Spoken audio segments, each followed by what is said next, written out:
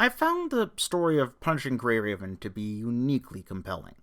Comparing it to similar games, visual novels, games as service, or even other gacha titles, the story has taken hold of me and simply won't let go.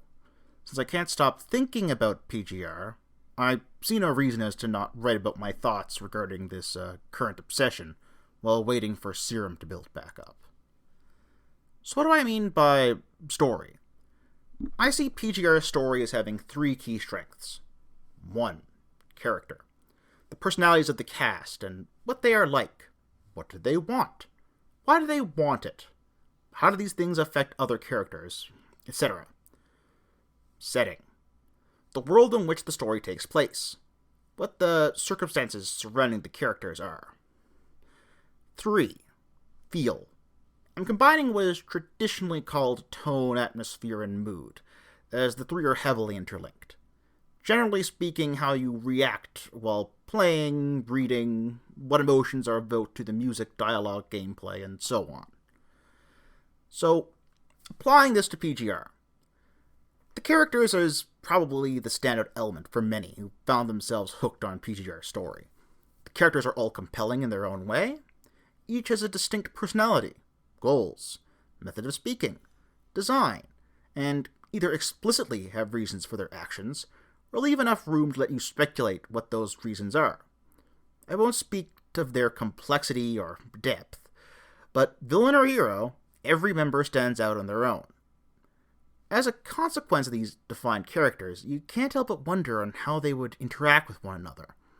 What would happen if these two characters met or fought? Would they respect one another, or despise each other on sight? Are their ideologies compatible or at odds? Many of the most memorable story scenes are explorations of formative past events that put a character's actions in a new context. Highlighting traits or habits that are formed due to these events and give us a view into their experiences. It is incredibly easy to become invested in the cast of PGR, and this is no accident. So setting. In an excellent video on Ocarina of Time by Mathew Matosis, link in description, he describes how the game manages to simultaneously combine the character motivation of restoring a devastated world, while also protecting an idyllic settlement of innocence, managing to give the player a grasp of what is at stake, while not losing sight of what they want to protect.